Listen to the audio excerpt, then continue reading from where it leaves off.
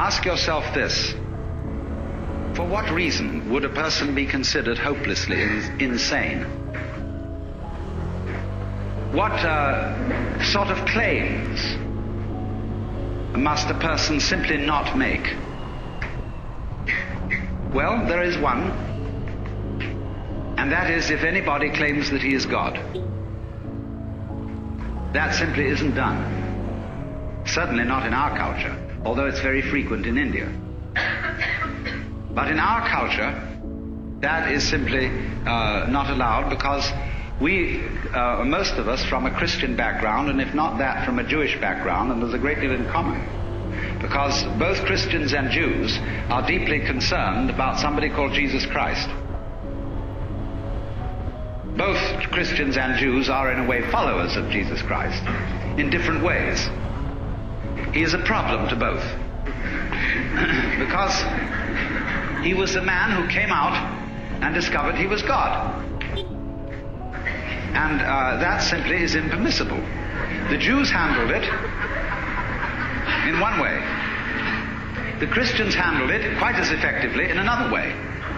The Christians handled Jesus perfectly, even more tactfully than the Jews, by putting him on a pedestal and saying this was the only man who ever was God, and nobody else was really so before, and certainly nobody can be so afterwards.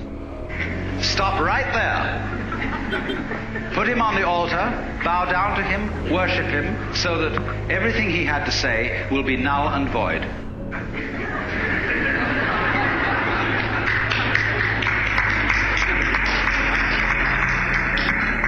And it worked beautifully.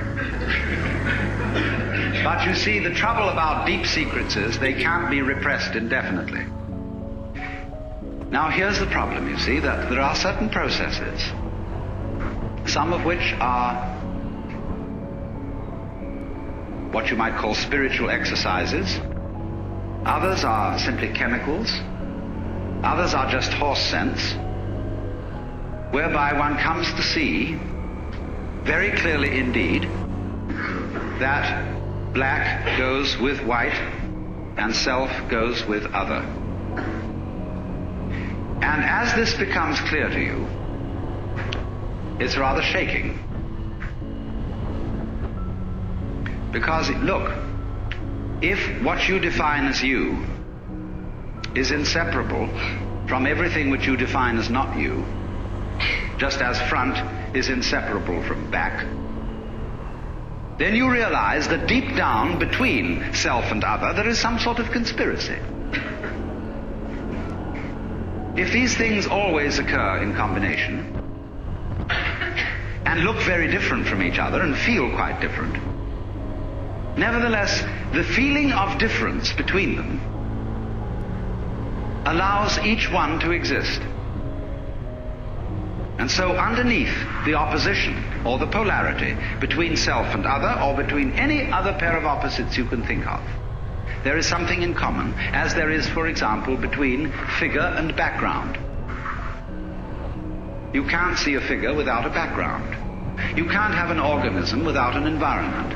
Equally, you can't have a background without a figure, or an environment without organisms in it, or without things in it. You can't have space which is unoccupied by any solid. You cannot have solids not occupying some space. This is absolutely elementary, and yet we don't realize it. Because, for example, the average person thinks that space is nothing. That it's just a sort of not there-ness in which there are things. And we are slightly afraid that not there-ness, that nothingness, that darkness, that the negative poles of all these oppositions will win. That they will eventually swallow up every kind of being and every kind of there-ness. But when you catch on to the game, you realize that that won't happen. Because what is called not existing is quite incapable of being there without the contrast of something called existing.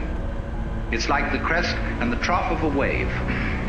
You can't have a wave that is all trough and no crest, Just as you can't have a wave which is all crest and no trough. Such a thing has never been manifested in the physical universe.